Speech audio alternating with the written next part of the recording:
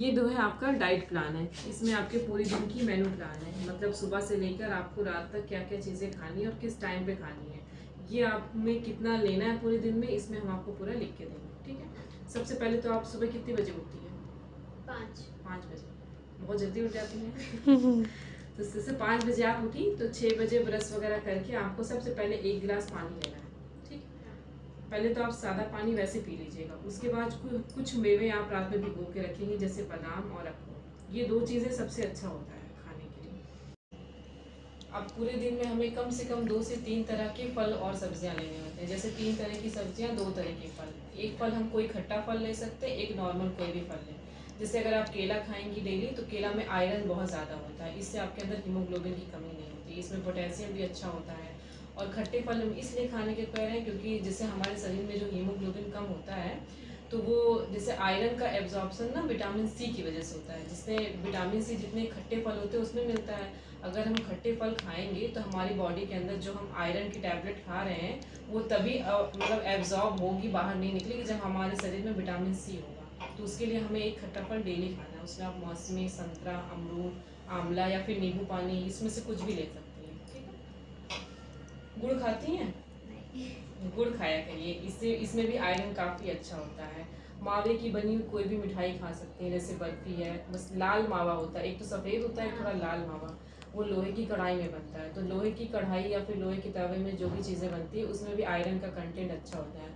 तो लोहे की कढ़ाई में बनी हुई सब्ज़ी खा सकती हैं आप, गुड़ खा सकती हैं, ये सारी चीज़ें हैं।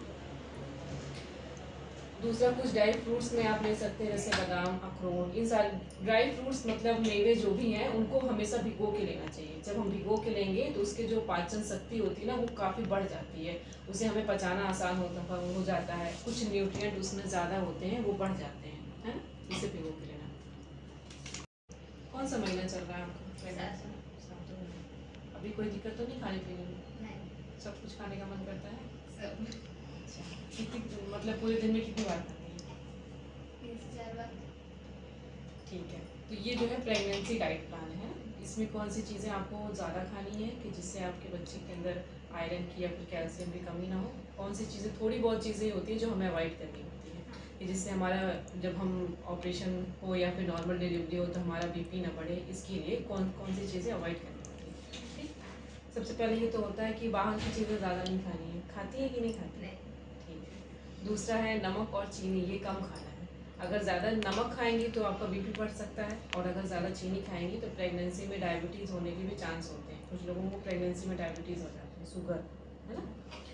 तीसरा, आपको घी, मलाई, मक्खन ये ज़्यादा नहीं खाना है। अब जैसे कुछ लोग बोलते हैं कि प्रेगनेंसी के लास्ट जो टाइम चलते हैं उसमें घी ज़्यादा खाओ तो नॉर्मल डिलीवरी के चांस ज़्यादा होते हैं, ऐसा बोलते हैं ना। तो आप खाइए, एक लिमिटेड अमाउंट में खाइए, बहुत ज़्यादा नहीं खाना है। इससे भी होता है ना हमारा बीपी वगैरह फ्लक्चुएट होता है, बढ़ सकता है।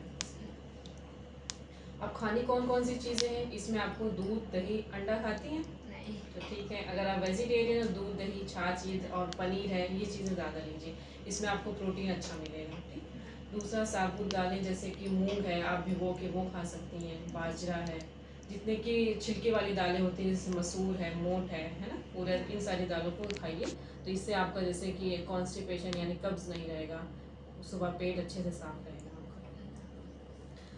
कुछ सब्जियां होती हैं जिसमें हमें आयरन है, कैल्शियम, फोलिक एसिड ज़्यादा मिलता है। जैसे इन सारी चीज़ों की तो दवा तो हम खाते ही हैं, लेकिन इसके साथ अगर हम खाने में भी वो चीज़ें लेंगे तो सही रहेगा। जैसे पत्ता गोभी, शिमला मिर्च, टमाटर, गाजर, चुकंदर, इन सब चीज़ों, और लौकी है, करेला, इसमें फोलिक एसिड और आयरन